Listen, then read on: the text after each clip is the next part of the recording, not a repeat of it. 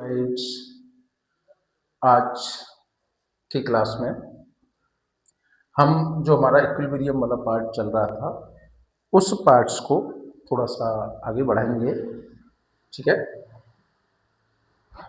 तो यहाँ पर हम बात करेंगे आज आयनिक साम्यावस्था की। आयनिक जो साम्यावस्था है उस साम्यावस्था में मुख्य रूप से आयनिक साम्य में आयनों की बात होगी और एक सिंपल सी परिभाषा जो है, ठीक है, कि जो विद्युत अपघट्य पदार्थ होता है और विद्युत अपघट्य जो पदार्थ होता है उसमें आयन और अनायनित अणुओं के बीच में जो साम्य होता स्थापित होगा उसे ही आयनिक साम्य कहेंगे। अब बात हो गई विद्युत अपघट्य की।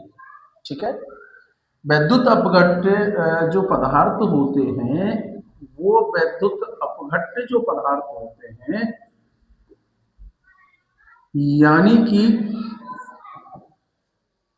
मुख्य रूप से यहाँ पर ऐसे पदार्थ जिनका वियोजन हो जाए और वियोजन होने पर आयन दे। ठीक है, क्या दें बच्चों? आयन दे। ठीक है, ये जो वियोजन से आयन बनाने की प्रक्रिया है इसको कहेंगे आयनाइजेशन या आयनन। बेटा एक एक बात को क्लियर करना आप लोग कि जो विद्युत अपघट्य होते हैं, विद्युत अपघट्य में जो वियोजन हो रहा है विद्युत अपघट्य का, अब मुख्य रूप से उससे आयन बन रहे हैं। अब विशेषकर जो विद्युत अपघट्य हैं वो दो प्रकार के होते हैं। एक तो होते हैं दुर्बल विद्युत अपघट्य और दूसरा है प्रबल विद्युत अपघट्य। जैसा कि NaCl की अगर बात करें, देखो बहुत प्यारा सा एग्जाम्पल यहाँ पर NaCl का NCERT में बताया गया है कि जो NaCl है ये NaCl जो मुख्य रूप से आएगा वो आएगा प्रबल विद्युत अपघट्य में। कौन से विद्युत अपघट्य में आएगा भैया जी? बिल्कुल लिखा हुआ है कि सोडियम जो क्लोराइड है, ये सोडियम क्लोराइड जो खाने का जिसे नमक कहते हैं उसका आयनन जो हो जाता है वो 100% आयनन हो जाता है उसका। यानी कि यदि हम उसको जल में डालें तो वो Na धनायन और Cl ऋणायन में टूट जाएगा। टूटेगा नहीं टूटेगा? टूट जाएगा। जबकि जो एसिटिक अम्ल है, कौन सा अम्ल है? एसिटिक अम्ल। और एसिटिक अम्ल का जो फॉर्मूला होता है वो होता है CH3COOH। ठीक है, तो इस एसिटिक अम्ल को हम दुर्बल विद्युत अपघट्य कहेंगे। केवल ये विलयन में 5% ही आयनित होता है। ओके, अब जब ये आयनित नहीं हो पाएगा, जब इसका आयनन नहीं हुआ तो उस कंडीशन में हम कह सकते हैं कि ये जिस जगह पर जिस विलयन में पड़ा हुआ है उस विलयन में, माना कि यहां पर ये पड़ा हुआ है तो इसके जो कुछ आयन बने हैं, आयन विद्युत अपघट्य का निर्माण कर देंगे। ठीक, और विद्युत अपघट्य जो है वो आयनों का निर्माण कर देगा। तो सीधी सी बात है कि दुर्बल विद्युत अपघट्यों में आयन और अनआयनित अणु के बीच में जो साम्य स्थापित होगा उसे ही कहा जाएगा भैया जी आयनिक साम्य। ठीक है, अब इसमें मुख्य रूप से अम्ल को पढ़ेंगे, क्षार को पढ़ेंगे और लवण को पढ़ेंगे। ठीक है, ये तीनों ही विद्युत अपघट्य हैं। किसी भी अम्ल की बात करूं, क्षार की बात करूं और लवण की बात करूं तो ये तीनों ही विद्युत अपघट्य हैं। और ये जो विद्युत अपघट्य हैं या तो वो व्यवहार करेंगे प्रबल की तरह, प्रबल का मतलब होता है स्ट्रॉन्ग इलेक्ट्रोलाइट्स, और मुख्य रूप से या वो व्यवहार करेंगे वीक की तरह। ओके, बात आ रही है समझ में? आयनिक साम्य जहां बनेगा वो विशेषकर बनेगा दुर्बल विद्युत अपघट्य के लिए। अब हम आज अपनी क्लास को मेन जो टॉपिक्स है आज हमारा, उस टॉपिक्स पर मैं पहुंचाना चाहूंगा कि अम्ल, क्षार और लवण क्या होते हैं। कक्षा 10 में आप लोग पढ़ के आए हो कि अम्ल, क्षार और लवण क्या होते हैं। ये जो अम्ल, क्षार और लवण हैं, ठीक है, ये मुख्य रूप से आप कक्षा 10 में बहुत ही अच्छा पाठ आपने पढ़ा होगा। चैप्टर नंबर 2 केमिस्ट्री का बहुत ही अच्छा सा पाठ था, ठीक है। तो वो जो, अब देखो बेटा, अम्ल, क्षार और लवण क्या होंगे। प्रकृति में व्यापक रूप से ये मिल रहा है, ठीक है। प्रकृति में कैसे मिल रहे हैं, व्यापक रूप से मिलते हैं। अब मुख्य रूप से बात करूं हमारे बॉडी में, और बॉडी में एक अम्ल बनता है, और बॉडी का जो अम्ल है उस अम्ल को कहा जाता है जठर रस। कौन सा रस कहा जाता है, जठर रस कहा जाता है उसको। देखो मैं एनसीईआरटी की एक एक लाइन की बात करूंगा मैं, तो हमारी बॉडी में जो प्रेजेंट होगा और विशेषकर आमाशय में बनेगा। बॉडी में हमारा जो पाचन तंत्र है, उस पाचन तंत्र में जो हमारा आमाशय है, इस आमाशय में जो रस बनेगा, या जिसे अम्ल की बात करेंगे हम, ये बहुत सारे कॉम्पिटिशन एग्जाम में पूछा जाता है, छोटे छोटे रूप में पूछा जाता है, पुलिस की भर्ती या नॉर्मल एग्जामों में से पूछा जाता है। तो उस कंडीशंस में हम बताएं कि आमाशय में जो अम्ल का निर्माण होगा, उस अम्ल का नाम है HCl। और जो ये हमारी बॉडी है, ये प्रतिदिन पर डे कितना लीटर बनाती है भैया, 1.5 लीटर तक, यानी 1 लीटर से ज्यादा ये स्रावित होता है और पाचन को आवश्यक करता है। ओके, अब देखो बेटा, सिरके में कौन सा अम्ल मिलेगा, सिरके में मिलेगा एसिटिक अम्ल। सिरके में कौन सा अम्ल मिलेगा, एसिटिक अम्ल मिलेगा। नींबू की अगर मैं बात करूं तो नींबू में मुख्य रूप से मिलेगा सिट्रिक अम्ल मिलेगा, है ना। सॉरी, सिरके में एसिटिक अम्ल मिलेगा, नींबू में सिट्रिक अम्ल मिलेगा, और संतरे में एस्कॉर्बिक अम्ल मिलेगा, ठीक है। एस्कॉर्बिक अम्ल मुख्य रूप से विटामिन सी को कहा जाता है, ठीक है।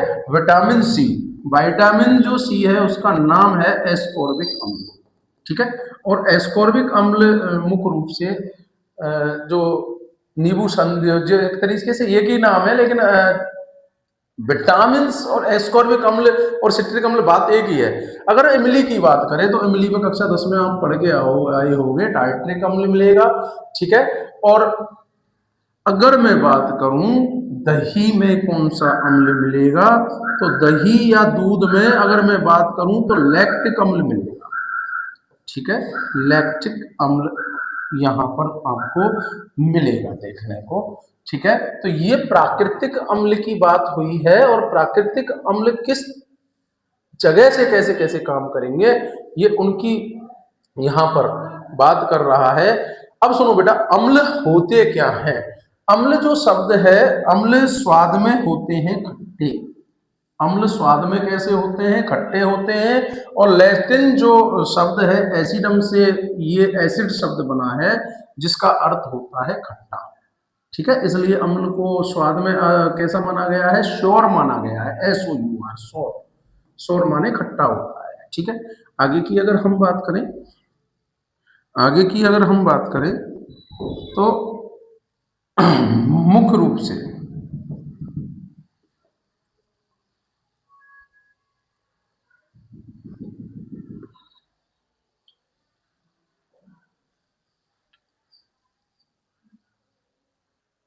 तो बिल्कुल वही 10th क्लास वाली बात है कि भैया अगर बात करें वो सिरके में कौन सा अम्ल, एसिटिक अम्ल मिलेगा, ठीक है। नींबू और संतरे में सिट्रिक अम्ल मिलेगा। कैसा अम्ल मिलेगा, सिट्रिक अम्ल मिलेगा, ठीक है। अगर वो बात करें कि दही में कौन सा अम्ल मिलेगा, तो दही का सभी जानते हो, दूध और दही, दही खट्टी होती है, तो दही में जो अम्ल मिलता है उस अम्ल का नाम है, हालांकि इसमें नहीं दिया गया है, लेकिन लैक्टिक अम्ल मिलेगा। कौन सा अम्ल मिलेगा भैया जी, लैक्टिक अम्ल मिलेगा, LACTIC, लैक्टिक एसिड। ओके, चलो भाई थोड़ा सा आगे बढ़े। अम्ल जो है वो नीले लिटमस को लाल कर देते हैं, किसको लाल कर देंगे भैया? नीले लिटमस को। ठीक है, जो लिटमस है एक तरीके से सूचक है। क्या है भैया जी? सूचक। और सूचक हमें जानकारी देता है अम्ल और क्षार के बारे में। तो ये ब्लू कलर का जो लिटमस पत्र होता है उसको ये रेड कर देते हैं। समथिंग मैंने एक शॉर्ट वीडियो डाली हुई है कि अम्ल जो है वो नीले लिटमस को लाल बना देते हैं। इसी प्रकार जो क्षार होते हैं ये क्या करते हैं कि रेड जो लिटमस है उसको नीला कर देते हैं। ओके, आराम से हम इसको देख सकते हैं। तो वही कि जो क्षारक होते हैं, ये जो क्षारक होते हैं ये लाल जो लिटमस है उसको नीला कर देते हैं और स्वाद में कड़वे हैं, स्वाद में कड़वे होते हैं। ठीक है, और स्पर्श इनका जो है वो साबुन के समान होता है। और क्षारक का एक सबसे प्यारा सा अगर एग्जाम्पल की मैं बात करूं कि आप सबसे अच्छा क्षार किसे मानोगे, तो जो कपड़े धोने का जो साबुन होता है या सोडे की बात करते हैं तो ये एक तरीके से हमारा क्षार ही है। ओके, नेक्स्ट अगर हम बात करें आगे कि मुख्य रूप से धुलाई में प्रयुक्त होता है साबुन और अम्ल व क्षारक को सही अनुपात में मिलाते हैं तो वो आपस में एक क्रिया करते हैं और उस क्रिया को कहते हैं उदासीनीकरण अभिक्रिया। कौन सी अभिक्रिया कहेंगे? उसका नाम उदासीनीकरण अभिक्रिया है। और उदासीनीकरण अभिक्रिया को न्यूट्रलाइजेशन रिएक्शंस इंग्लिश में बोलेंगे। और यहाँ होगा क्या कि जो अम्ल है, अम्ल क्षार से क्रिया करेगा और क्षार से क्रिया करने के बाद में लवण और जल का निर्माण वो करते हैं। ठीक है, उदासीनीकरण अभिक्रिया में मुख्य रूप से ये अम्ल और क्षार आपस में अभिक्रिया करके लवण बनाते हैं, साल्ट बनाते हैं। तो हम यहाँ पर जो हम पढ़ रहे हैं आयनिक साम्य, और आयनिक साम्य में मुख्य रूप से हम अम्लों के बारे में पढ़ेंगे, क्षार के बारे में पढ़ेंगे और लवण के बारे में पढ़ेंगे। ठीक है, सबसे प्यारा जो लवण का अगर मैं एग्जाम्पल की बात करूं तो वो सोडियम क्लोराइड है। ठीक है, सबसे बढ़िया, जिसको आप मुख्य साधारण नमक भी कहते हैं और जिसे आप डेली देखते हो, खाना जो खाते हो, खाना खाने वाला जो नमक होता है, हालांकि उसमें आयोडीन मिला हुआ आता है, लेकिन जो खाने वाला जो साधारण नमक है उसमें मुख्य जो घटक है, मुख्य जो पार्ट्स है उसका, वो पार्ट्स NaCl है, जो कि उदासीनीकरण अभिक्रिया से बनाया गया होगा। वैसे जो अपना नमक जो आता है ये जल के बाष्पीकरण से बनता है। आगे देखें बेरियम सल्फेट। देखो अगर फॉर्मूला देखूं बेरियम सल्फेट का तो VaSO4 रहेगा।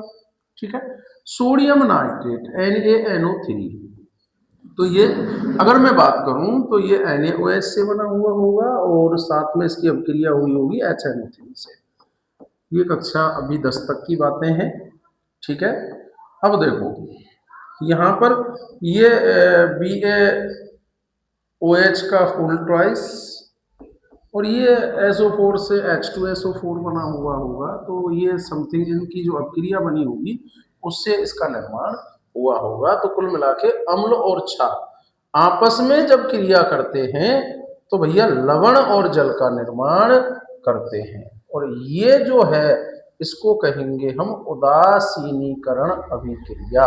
कौन सी अभिक्रिया कहेंगे भैया जी? उदासीनीकरण अभिक्रिया इसको कहते हैं। ठीक है, अब जैसे देखो मैंने उन्होंने बताया कि साधारण नमक जो है वो HCl और NaOH की क्रिया से प्राप्त हुआ होगा। देख लें एक बार, NaOH की क्रिया और किससे हो गई है? HCl से क्रिया हो गई है।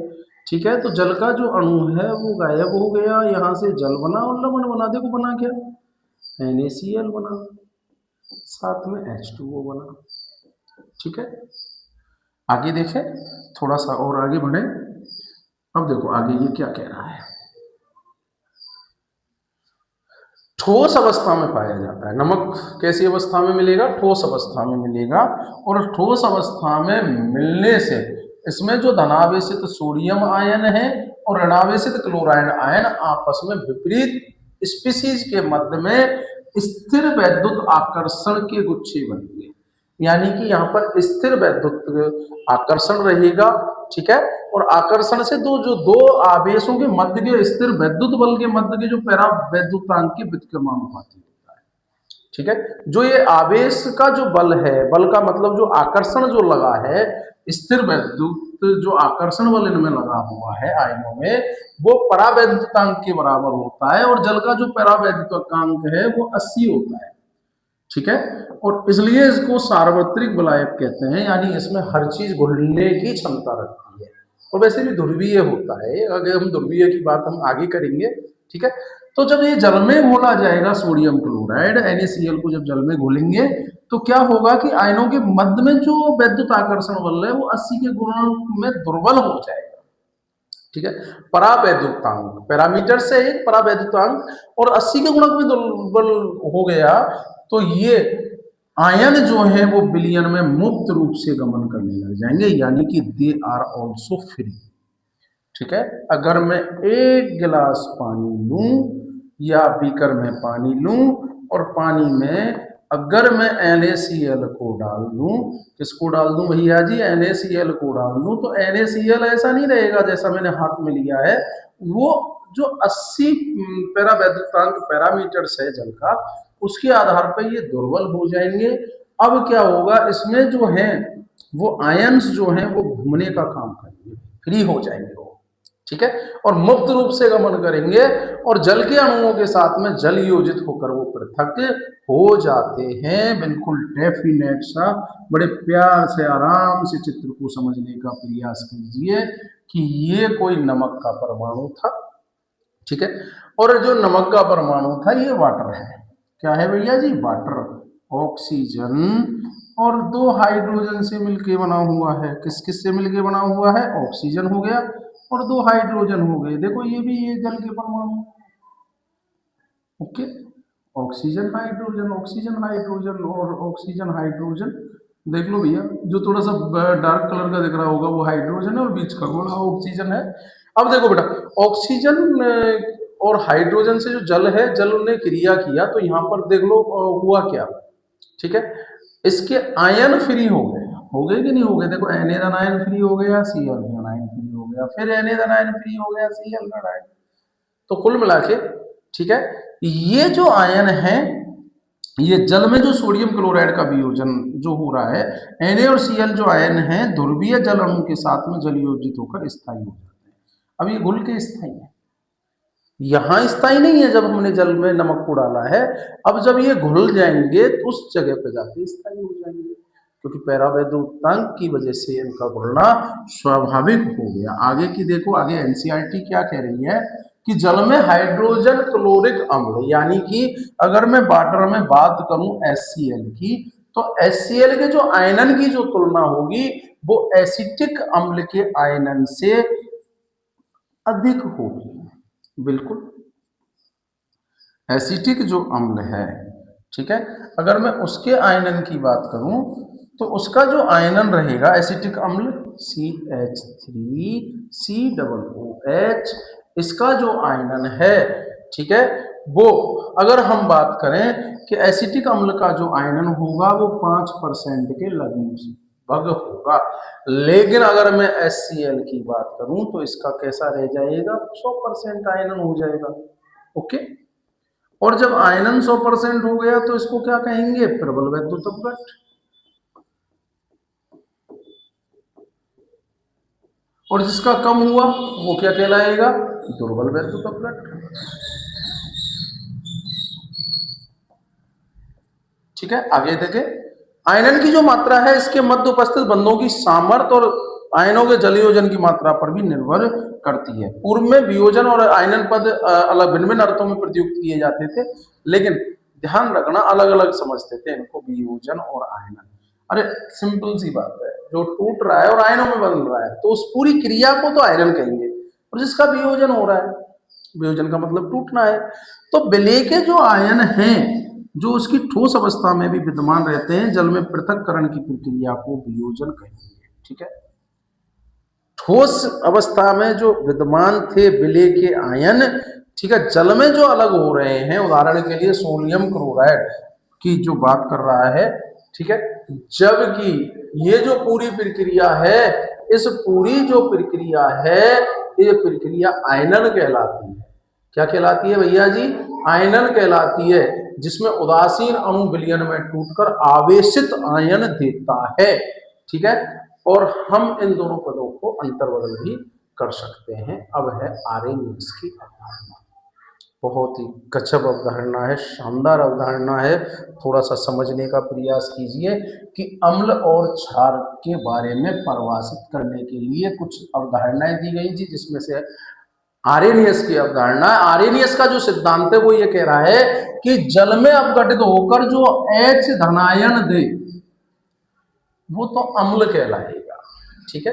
क्या कहलाएगा भैया जी? एसिड। एसिड किसको कहेंगे कि भैया दे दे H धनायन, हाइड्रोजन आयन। और भैया अगर क्षारक वे पदार्थ हैं जो जल में कौन सा आयन देंगे भैया जी? वो H ऋणायन देंगे। ठीक है। माना कि एक अम्ल है, अम्ल HX मान लिया, तो देख लो HX का हुआ क्या? HX ने H धनायन दिया और वो X ऋणायन दिया। ठीक है। आगे देखो, अब इसने क्या किया कि HX जो था, अगर ये H2O से क्रिया कर रहा है, एक्वस और लिक्विड, और देखो ये H3O पॉजिटिव बन रहा है, तो ये हाइड्रोजन आयन की इतनी पावर नहीं है, ये बहुत ज्यादा क्रियाशील रहता है। ठीक है। जो हाइड्रोजन आयन है ये एक तरीके से मुक्त प्रोटॉन है, मुक्त प्रोटॉन। और मुक्त प्रोटॉन में एक इलेक्ट्रॉन स्पीसीज है ये, और ये बहुत ज्यादा क्रियाशील रहता है भैया। ठीक है। इतना क्रियाशील रहता है कि जल में इसका कोई अस्तित्व ही नहीं है। ठीक है। अब इसका अस्तित्व नहीं है तो फिर अस्तित्व किसका होगा? अब ये क्या करेगा कि अन्य जल के अणुओं के साथ में जुड़ के ये क्या करेगा कि हाइड्रोजन जो है वो अन्य जल के अणुओं के साथ में जुड़ के और ये बना लेगा H3O पॉजिटिव, बना लिया। ठीक है। और H3O जो पॉजिटिव है, इसकी जो संरचना होती है वो त्रिकोणमिति द्विपिरामिड होती है। ठीक है। त्रिकोणमिति द्विपिरामिड जो संरचना होती है इसकी। ओके। यहां पर हम देखें कि ये जो हाइड्रोनियम आयन बनाया, क्योंकि सिंगल की बस की बात नहीं है हाइड्रोजन की कि अकेला रह पाए। ओके। अम्ल कौन से पदार्थ हैं? जो H धनायन देते हैं, लेकिन जलीय विलयन में कोई अस्तित्व नहीं है इनका, तो वो करेंगे क्या?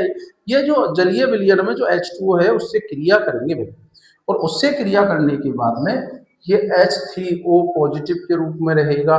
माना कि और जल के अणुओं के साथ में ये क्रिया करे, तो देख लेना भाई, देखो यहाँ पे क्लियर है कि ठीक है। अब मुख्य रूप से देखो, हाइड्रोजन आयन एक स्वयं एक प्रोटॉन है, बहुत छोटा इसका आकार है, और इस पर जब गहन क्षेत्र होने के कारण ये करेगा क्या? ये जल अणु पर उपस्थित दो एकाकी युग्मों से जुड़कर H3O पॉजिटिव देगा। ठीक है। उदाहरण के लिए देखो, ठोस अवस्था में इसको पहचाना गया है। किसको पहचाना गया? जब इसको नमक घोला गया तो उस समय पर देखो Cl के साथ में ये जुड़ा पड़ा है, तो ठोस अवस्था में। ठीक है। और जलीय विलयन में जो हाइड्रोनियम आयन है, ठीक है, ये क्या करेगा कि देखो H से अगर H2O जुड़ा तो बना क्या? H3O positive. ठीक है। अब एक H2O और इसमें जुड़ गया, अब बताओ मुझे क्या बनेगा? H5O positive. अब इसमें एक H2O और जुड़ गया भैया, तो ये बन गया H7O, H7O3। यहाँ पर ये O और ये 2 बन गया, ये बन गया H3O7। अगर एक अणु और H2O का जुड़ गया तो बन क्या गया? ये बोलो, H9O, 3 और 1 4, और पॉजिटिव जरूर रहेगा। ये सारा खेल किसका है? H। ठीक है। एक जुड़ा है तो देख लो H3O पॉजिटिव बना। ठीक है। अब देखो भैया, ये बन गया, ये बन चुका, फिर ये बन गया, अगला देखो। ठीक है। अगला अगर OH और जुड़ गया तो H9O4। ठीक है। ये जलयोजित होकर आराम से ये बनाता रहेगा। ओके। ठीक है। और ये जल के अणुओं से घिरा हुआ रहता है मुख्य रूप से ठीक है। और इसको हम H3O पॉजिटिव को मुख्य रूप से कहते हैं जल योजित प्रोटॉन्स कहते हैं। देखो संरचना अच्छे ढंग से दिख रही है, ठीक है। ये जो संरचना दिख रही है वो किसकी दिख रही है, H9O4। देख लो भाई, हाइड्रोजन के गिन लो, एक अणु, दो अणु, तीन अणु, चार अणु, है ना। ऑक्सीजन के चार अणु देख लो भैया, ये बन रहा है, क्लियर बन रहा है, आराम से देख सकते हो। और ये बना कैसे, इसको भी आप इजीली देख सकते हो। देखो एक बार, हाइड्रोजन से H2O जुड़ा, H3O पॉजिटिव बना, H3O पॉजिटिव से, तो कुल मिला के बात कहने की ये है कि वे पदार्थ जो H धनायन देंगे वो अम्ल कहलाएंगे, और OH ऋणायन जो देंगे वो क्षार कहलाएंगे। अब यार OH की भी हिम्मत नहीं है कि OH भी अकेला रह जाए, ठीक है। OH की भी हिम्मत नहीं है कि OH भी अकेला रह जाए, ठीक है। अब होगा क्या वहां पे कि OH जो है, जो OH नेगेटिव है वो क्या करेगा कि OH नेगेटिव भी जल से क्रिया करेगा। अब सुनो भैया, जब ये जल से क्रिया करेगा तो क्या बनेगा, देखो H के कितने हो गए, 3, ऑक्सीजन के कितने हो गए, 2, और माइनस, ये इस रूप में मिलेगा। अच्छा, इसमें और अगर और H2O जुड़ जाए तो क्या होगा, देख लो भैया, कितना कर दूं, हाइड्रोजन को 3 और 2 कितना कर दूं, 5 कर दूं, ऑक्सीजन को कितना कर दूं, 3, और माइनस का चिन्ह लगा दूं भाई, ठीक है। अगर और H2O जोड़ दूं तो बताओ भाई, अब की बार क्या करूं, H के 7 कर दूं और O के कितने कर दूं, 4 कर दूं, और माइनस का कर दूं। बात आ रही है समझ में कि ऐसे पदार्थ आर्यनियस के अनुसार जो H धनायन देते हैं उनको कहते हैं अम्ल, ऐसे पदार्थ जो OH ऋणायन देते हैं उनको कहते हैं क्षार कहते हैं, ठीक है। आगे देखे कि मुख्य रूप से आर्यनियस के बारे में उनकी जीवनी दी गई है, ठीक है।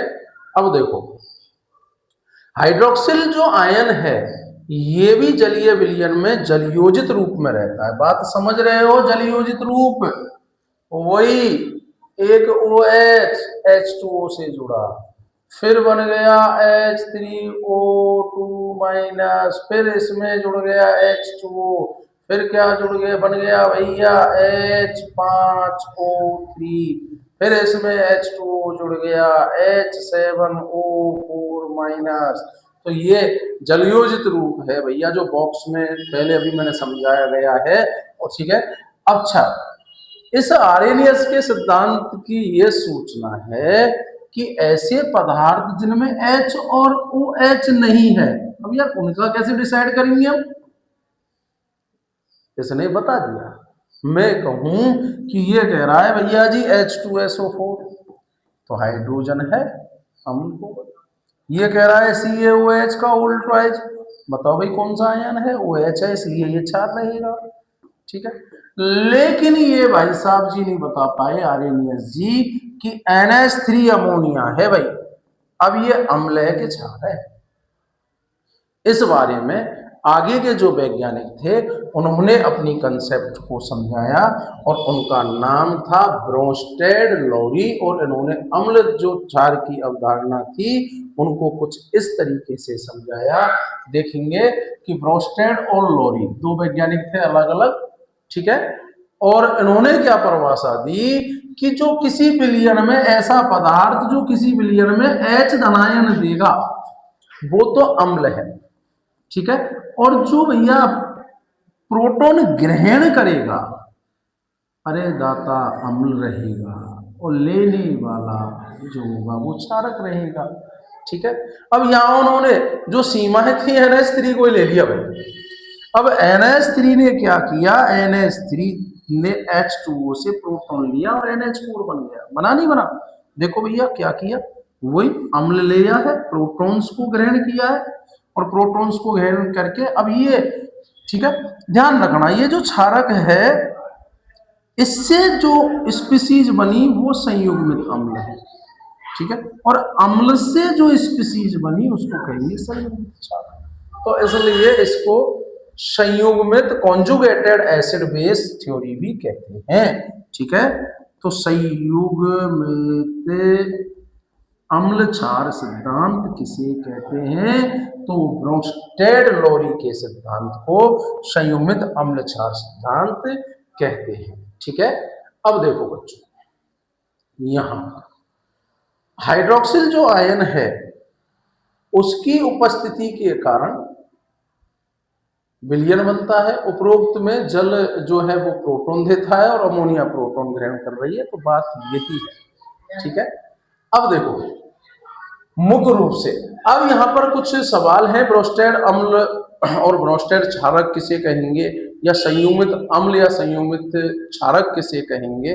ठीक है, अगर उत्क्रम अभिक्रिया को देखें कि यहाँ पर जो NH4 था, ये जो NH4 बना था ये किसमें से बना था भैया?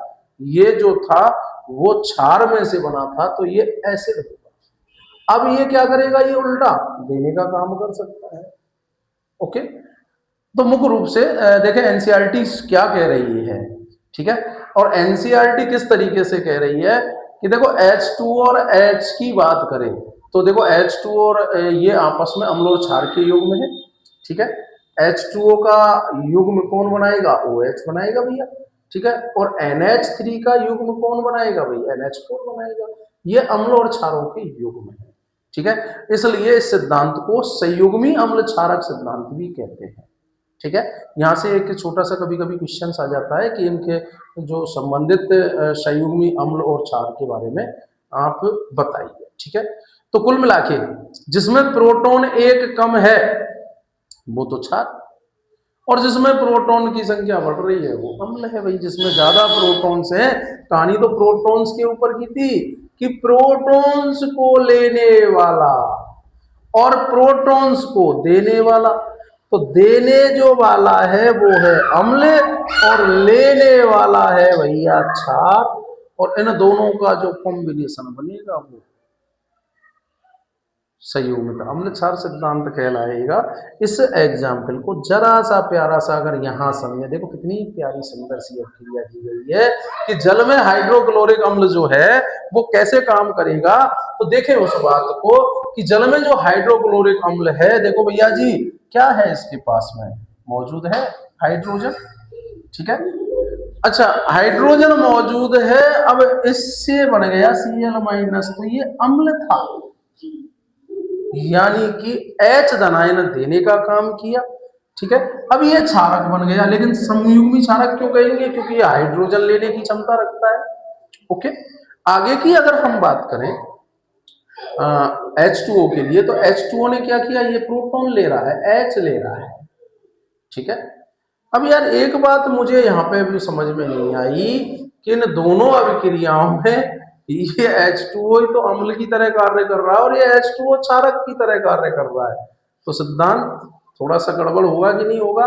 बिल्कुल गड़बड़ हो गया सिद्धांत। ठीक है, तो आप आराम से यहाँ पर बिल्कुल डेफिनेटली सोच सकते हो, समझ सकते हो कि ये सिद्धांत H2O के बारे में बात नहीं करता। ठीक है, अब सुन लो बेटा, संयुग्मी अम्ल और क्षार का प्रश्न किस तरीके से काम करता है। ठीक है, देखिए फिलहाल अब देखो ये ब्रोंस्टेड कोई अम्ल दिए गए हैं, इनके संयुग्मी क्षार क्या क्या रहेंगे? अरे यार एक हाइड्रोजन कम कर दो, F-, इसका संयुग्मी क्षार होगा, इसमें HSO4- होगा, और HCO3 में मुख्य रूप से, अरे यार क्या गलत करोगे, इसमें CO3 2- संयुग्मी क्षारक बनेगा। ठीक है, अब इनके अम्ल अगर तुमको बनाने हो तो ठीक है, अब देखो इसमें क्या करोगे? हाइड्रोजन जोड़ दो, क्या बन जाएगा? NH3 बन जाएगा, ये NH4 पॉजिटिव बन जाएगा, और ये H2COCOOH। ठीक है, HCOOH सॉरी, इसका इसमें हाइड्रोजन जोड़ देना है। ओके, एक बार वापस पुनः ये जो क्वेश्चंस की मैं बात कर रहा था वो क्वेश्चंस आ गए यहाँ पे। ठीक है, तो यहाँ पर जल एक क्षारक की तरह काम कर रहा है, तो ये सिद्धांत इसी जगह पर डिस्मिस हो गया, क्योंकि ये कंफर्मली इस चीज को नहीं बता पाया कि H2O अम्ल है या क्षार है। ठीक है, देखें HCl से प्रोटॉन ग्रहण करता है और H3O स्पीसीज का निर्माण करता है, तो Cl आयन HCl का संयुग्मी क्षारक है और HCl Cl का संयुग्मी अम्ल है। ठीक है, आपस में कॉन्जुगेटेड अम्ल और कॉन्जुगेटेड क्षार को आप यहाँ निकाल सकते हो। ठीक है, और किताब में पीछे की तरफ भी कुछ प्रश्न दिए हुए हैं। ठीक है, उनके बारे में हम आपको थोड़ा सा जिक्र करें तो किताब के जो पीछे दिए गए हैं उनमें से जो कुछ क्वेश्चंस हैं कि आपको संयुग्मी अम्ल और क्षार के बारे में बताना है, तो आप कैसे आप उनके बारे में बताओगे। तो यहाँ एक क्वेश्चंस दिया गया है कि निम्न के संयुग्मी अम्ल और संयुग्मी क्षार के बारे में बताइए। ठीक है,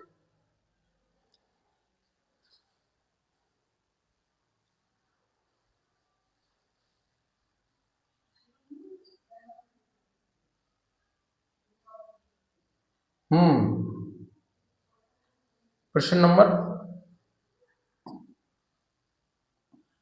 6.37, संयुग्मी क्षारक कौन होगा, बता दोगे।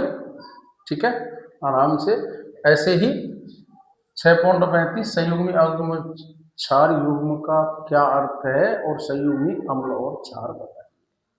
ओके, तो सीधी सी बात है कि H+ लेने वाला क्षार है और इसको देने वाला हम। ठीक है, ये ब्रोस्टेड-लोरी का सिद्धांत रहा। ठीक है, अब जब ये ब्रोस्टेड-लोरी का जो सिद्धांत था ये थोड़ा सा क्लियरिफाई नहीं कर पाया H2O के बारे में। अब मामला क्या बना, मामला ये बना कि एक नया सिद्धांत आ गया।